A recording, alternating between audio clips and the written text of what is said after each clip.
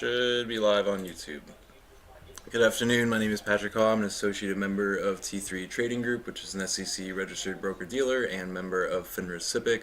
All trades placed by myself are placed through T3 Trading Group. You should carefully consider whether trading is suitable for you in light of your own financial condition. Just pause the video, read the disclosure and position disclosure. Nothing new from yesterday. I did sell some more UNG today as that's traded higher. So sold some more of that, smaller than that now. So crazy day today, right?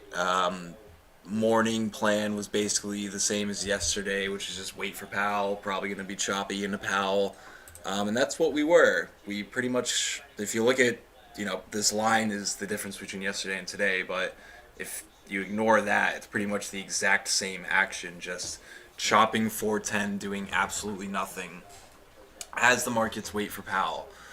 So so it was an interview with Powell. It wasn't like a speech and then a Q&A. It was a live interview. So I guess it was a Q&A just with the one guy. Powell's interview starts around 12:40, and pretty much right away this market upticks. He didn't really say anything overall. I mean, I gotta go back and reread some of the comments, but overall, he didn't really say anything new. Still has more work to do, needs to bring inflation down, more rate hikes to go. At the same time, inflation should be coming down pretty soon and fast in a decent way. They were telling some jokes, they were laughing it up. Powell himself was telling some jokes, some of which were funny too. So market ripped pretty hard, and that wasn't really too surprising. Another event's kind of out of the way. Here we go. Markets consolidate into an event. VIX is a little bit elevated into the event. Event happens. Markets take a sigh of relief. VIX pukes down. Markets rip up. And the way we've been trading, bull market, bear market, whatever. But the way we've been trading the past month or so, at least now, has been just pure buying, FOMO buying, dip buying. Any bad news that causes any dip gets bought back up. Just thinking of a couple examples off the top of my head, Snap had a pretty garbage earnings report, and gapped down in a pretty massive way because of that. And then Microsoft reported. They bought Microsoft back up. Why is that not coming up here? There we go. So Microsoft reported they bought Microsoft back up in a big way. Snap they bought back up in a huge way. This is higher than it was pre-earnings, and it reported a bad earnings report. Intel, I think Derek said one of the worst reports he's ever seen, and that opening low is pretty much that low. Just a couple examples off the top of my head of things that dipped due to bad news and they went down for a good reason. That news was bad, but just anything and everything getting bought up. So that's kind of been the theme. That definitely won't last forever, but it definitely can last for days, if not weeks, for sure. It's been lasting for weeks. It can keep going. So not too surprising. Then, we get a tail. We're pretty extended here. Extended on multiple time frames, start to pull back. Okay, that's expected. We start saying, okay, maybe like 413, mid 412s is probably where this ADMA is going to be when we come, when we pull into it. That's probably where we should pivot up. And I think he said there was a one-liner that he said. If someone remembers exactly what it was, definitely feel free to repost it. I don't remember off the top of my head, because the price action that followed was just so crazy. And that was the other thing that was crazy about today, was this interview happened at like 12:40, but the price action was kind of like a Fed day. So usually Fed days, the action doesn't start until 2:30 when the press conference starts. But this started at 12:40, so we had like a couple extra hours of craziness. So off the top of my head, I don't remember, but he said a one-liner somewhere in this pullback where this probably should have been a healthy pullback that bounced right back up. He said some one-liner that took us all the way back down. So no real bounce here. Something he said took us all the way down.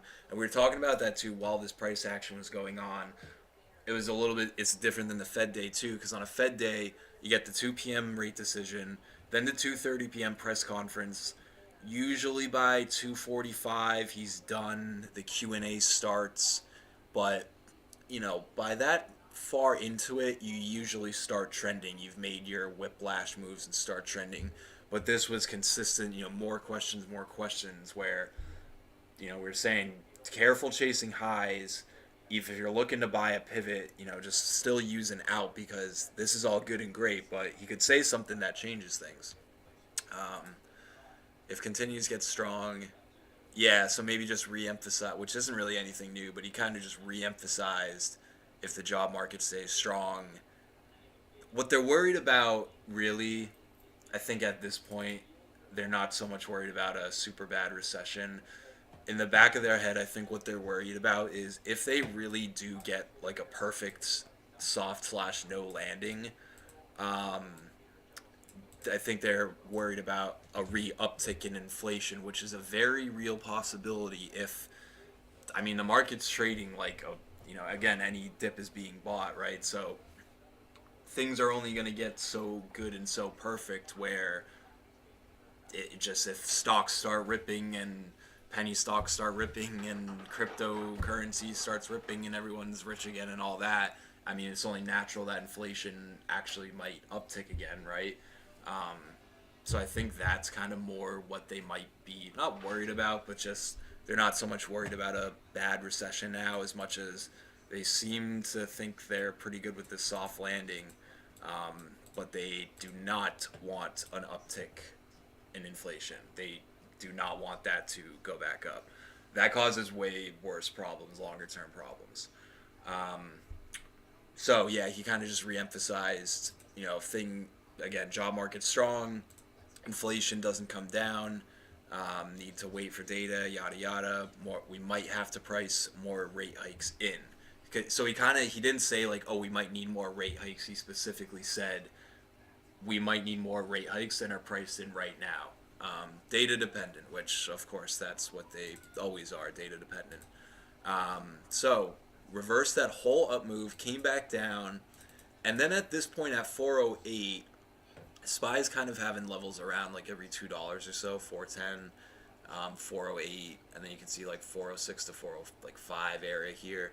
But we pretty much, we lost lows into this 408, which was the low from the other day as well. And then kind of just stalled out. And at that point, we went from extended to the upside to extended to the downside within 20 minutes.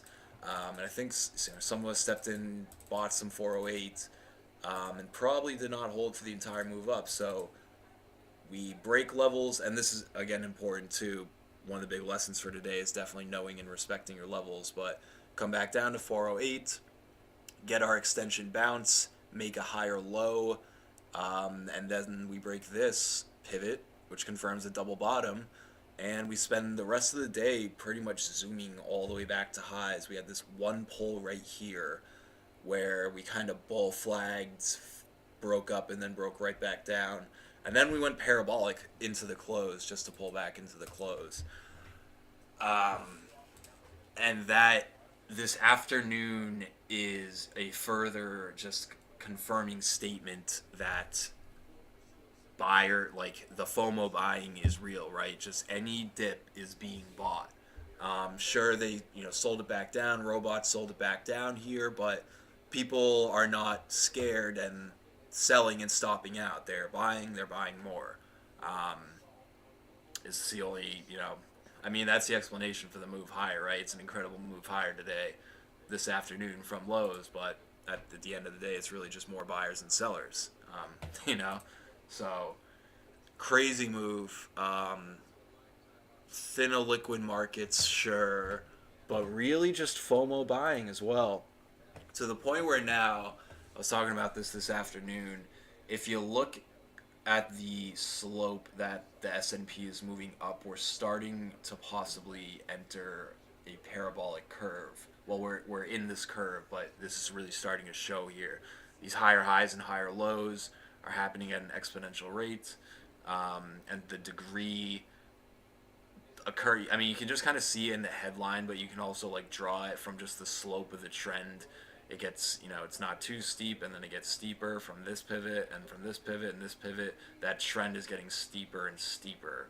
Um, so, all said and done, very, very strong. Buyers are here for sure. And just this afternoon was incredible, and it's just again more of a confirming statement that pretty much any dips are being bought. If it's a dip on a good name, for sure, and so far dips on bad names that are reporting bad news are still getting bought. Um, so that's kind of just like a general recap of today. It was pretty crazy, and I'm sure some people are wondering how could that move even be possible, but if you've been trading for the past year, you should at least know by now that anything's possible with this market. So going forward now, again, we're kind of in this parabolic. We're starting to get in this parabolic curve where, careful fighting that to the short side. This will end at some point, but we could press up. So yesterday we had cooled off for the past couple days, but we were still a little bit extended. Like SPY wasn't really too extended. The Dow was not extended at all. But the Qs were still a bit extended. IWM slightly. Now today is possibly yet another higher low. Another higher low for this market. Our last one being not too long ago, just off 400, and now what's today's low? 407, mid 407s pretty much. Yeah, mid 407s. It will take a higher high to confirm that, but definitely a possible higher low for the market today. This morning too, I was saying I think, I was talking about it yesterday in the afternoon meeting. The gap between the 8 and the 21, it's big. I guess it got a little bit smaller, but it's still big. It needs to close at some point a little bit. But if we're in this environment, the price action is king, right? This reminds me of I forget what year that was, that Apple year. We talked about it at the end of the afternoon meeting yesterday. At the end of that year, I think 2019, where Apple went parabolic on its daily chart. It reminds me kind of like that. Just the price action, everything getting bought back up. So while this gap is big and will get smaller at some point, we could keep pressing up. And again, if we don't take the time that we probably should take here to kind of consolidate and go sideways, we're going to get overcooked to the upside pretty soon again. We'll see. We don't have to make this higher high, but if we make this higher high before the end of this week and press over 420, we're going to be overcooked to the upside again. But definitely overall very strong market. I'll read those comments in 1 second. Looking at the SPY, the Dow, big Dow candle. Yeah, looks like possible higher lows pretty much everywhere on these daily charts. So yeah. Trying to think if I'm forgetting anything else really. I don't think so though. The buying is just, it's impressive. I'm sure everyone's a little bit tired after today too. Just, it's one of those days where you feel like I forgot to blink the second half of the day. My eyes are a little dry. But yeah, the price action, not that today shouldn't be surprising, but we've known that the price action has been acting like this. Just the buyers have been strong. They are buying high to sell higher. They are buying dips on everything. Again, bad news is getting bought up in pretty much anything. That will stop at some point, but that's what's going on right now and most likely continue. So, going forward, look for higher. We do run the risk of getting overcooked here pretty soon, but possible higher low today. We shouldn't be able to get below today's low. If we do, that definitely kills momentum. It doesn't kill the uptrend per se. Killing the uptrend would be more getting under 400. But getting back under, if we lose today's low going forward, that will definitely kill the bull's momentum, which is very strong right now. So yeah, ride the wave while it's here. It won't last forever, but there's definitely a bull wave going on right now. And yeah, I think that's all I really have to talk about. I could go over individual names, but just this afternoon was so, I don't know. This morning really meant nothing compared to this afternoon. So yeah, happy to answer any questions you guys have or anything like that. Or if you have any questions on, how maybe you could have better traded this action or something, feel free to ask. It's definitely not easy. It's not well, it's fast. I wouldn't say it's not easy. It is hard. But at the same time, again, just, it's levels. Just, it's as simple as, are you above or are you below that key level that you're paying attention to? Which, again, like this afternoon rally, which was insane. If you're short versus the day highs, then fine, that's your out. You have managed risk. But other than that, if you're short in this rally at all, you really don't have too much to go off besides the day high. So you got to pick your spots. And, if you're thinking 412, you get this shake up and break up, you can't be fighting it. It's above the level. Don't fight it. Don't say there's no way, because there is a way. When there's a will, there's a way. So anyway, yeah, happy to take a look at any questions or anything you guys have. I gotta read through those earnings numbers a little later. After the meeting, I will.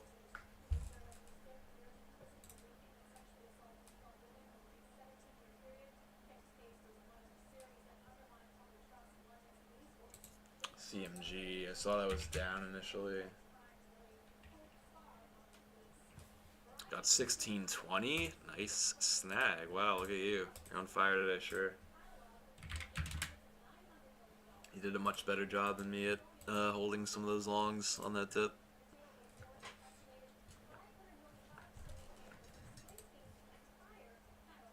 NANC.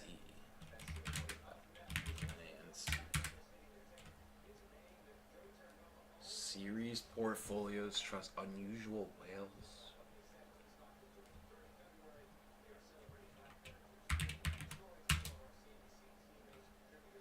Wow, that's so funny. The ticker names are hilarious too. I don't know. Super thin.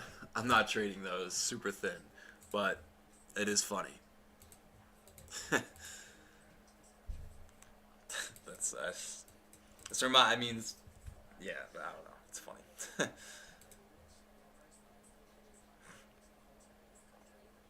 Yeah, John Mark reposting that line, something like that. Continue to get strong labor market reports or higher inflation may need to price more rate hikes than priced in. Which obviously makes sense.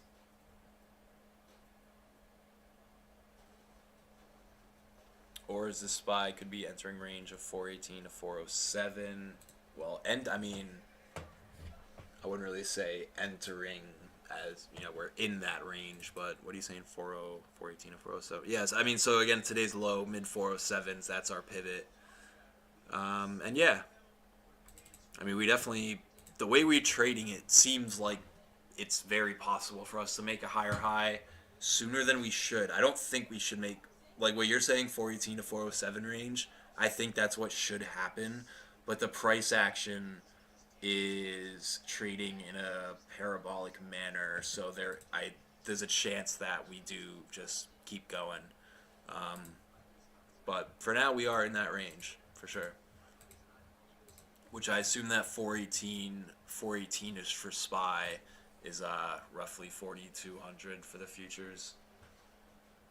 In fact, I know it is, because this high this day was 42. I think it was like 42.08, and that high is 418 and change. So yeah, looks like 418 is 4,200 pretty much. Relative weakness in IWM not clearing yesterday's highs versus SPY. Notable. I'll look. Before I even look, I'm gonna say it's noise. Yeah, because IWM also got really extended up there. So that's just kind of more mean reversion, I would say, Dave.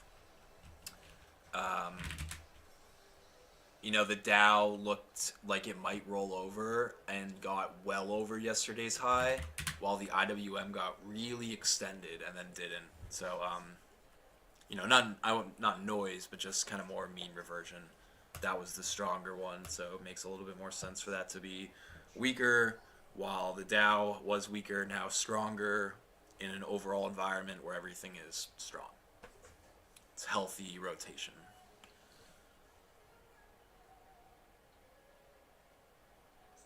Tried going long Amazon 100 at 1240. The market looked strongly pushing Powell. Got shaken out before the bigger move. Was wondering if 100 was the right area to get long versus 1240 low.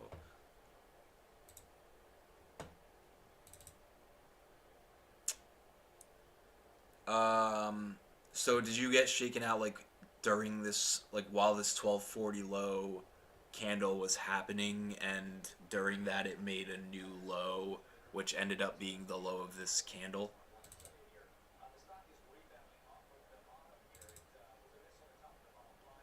Or wait, no, you said at 100?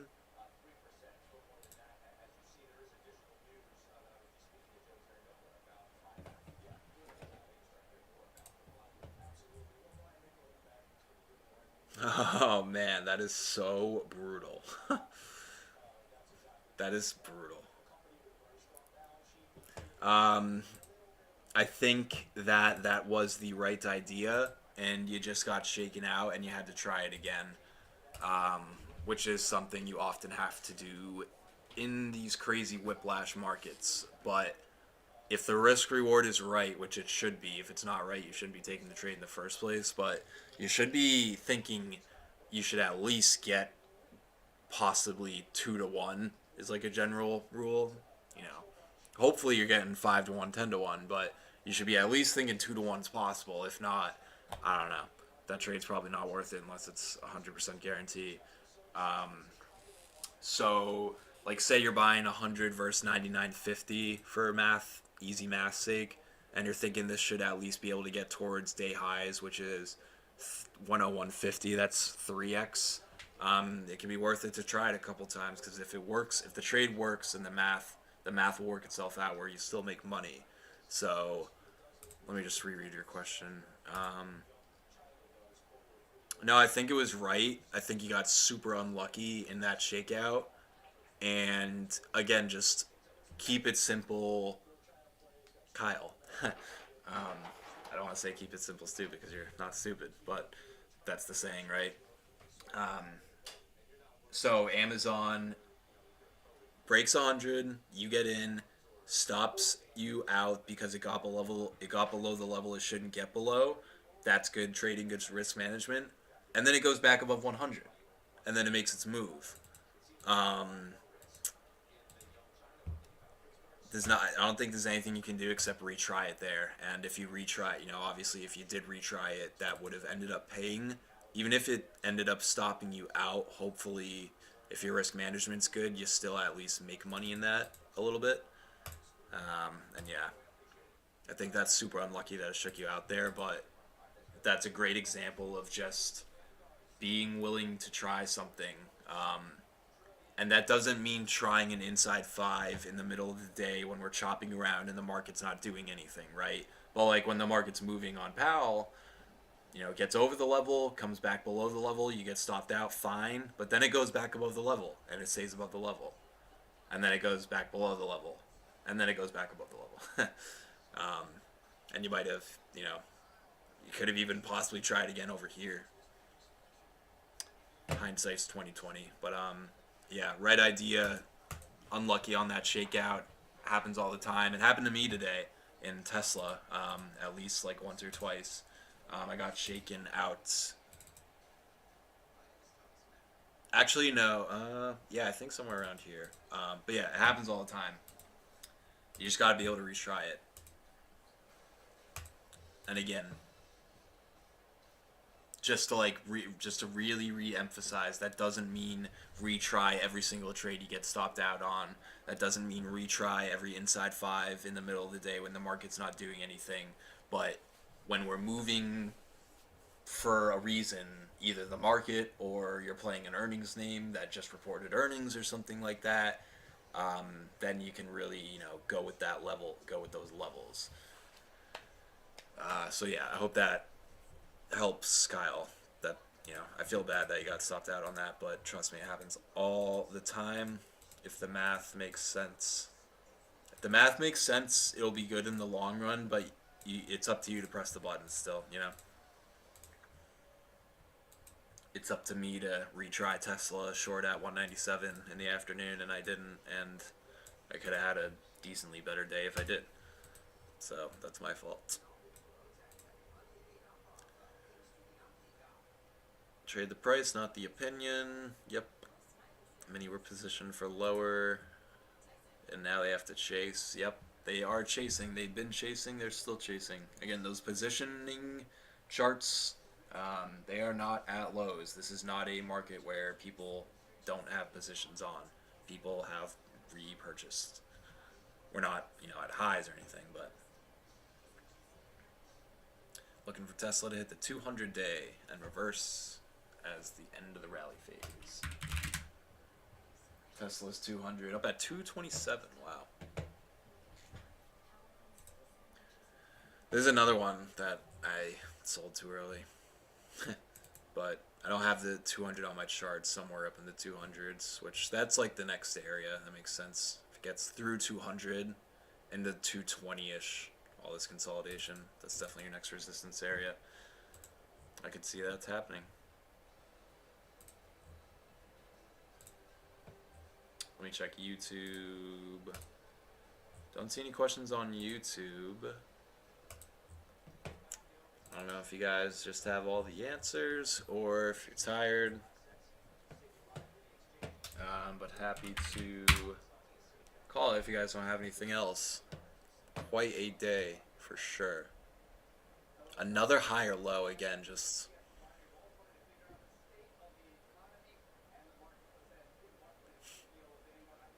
very impressive.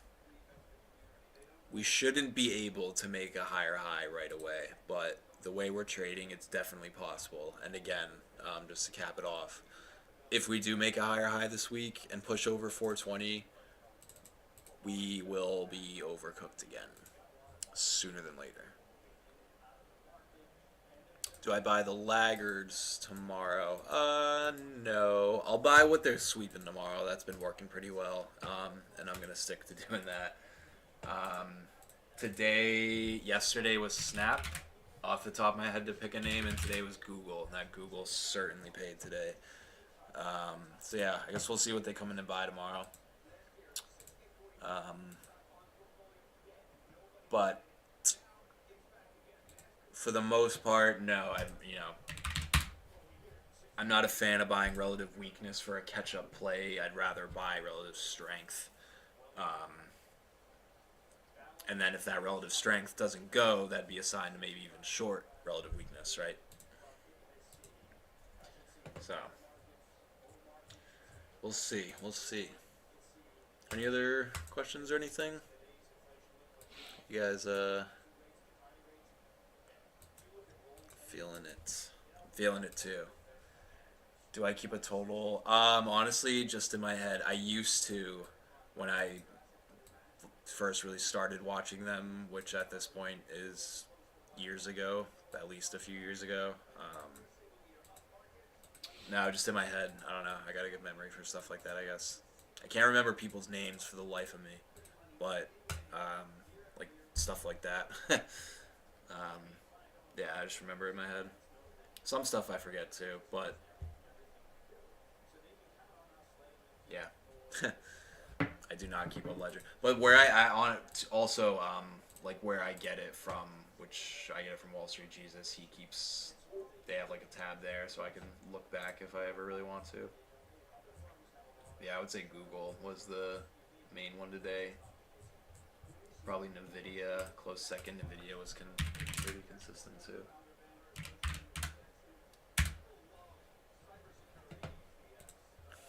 Alrighty, well, I guess I'll call it if you guys are good. So again, just final recap: possible high or low. The FOMO buying is here. It is real. That's a fake print right there for SPY. um, we should take more time and go sideways and shouldn't press forward, but the price action's the price action, and we're kind of getting a little bit parabolic-y, which will end at some point, but the wave is here, so for now we'll ride the wave. We'll see what they come in and buy tomorrow, and then today's low, again, also going forward, today's low is a real possible higher low. Look at that gap in the Qs. This is a daily chart, right? Yeah, look at this gap. I mean, it's a big gap. So, again, the wave is here. Ride the wave for now. Today's low, important. If we lose it, it's not the end of the uptrend, but it will kill the momentum that's here. But for now, the momentum is here. So we'll see what they come in and buy tomorrow and go from there, I guess. And then CPI also a week from today. So that's our next big event, too. I don't think, I mean, there's other stuff this week, but the next real big event is CPI a week from today. So we got a week till CPI. We're either gonna, we probably don't just dive back down because we're really strong. So we're either gonna probably be overbought into CPI if this momentum keeps going, or we get stuck in that 418, 407 range that Alibaba mentioned, and we have once again another consolidation into an event. So we'll see. Anyway, we'll see how they gap us and go from there. Have a good night, everybody. See you tomorrow morning.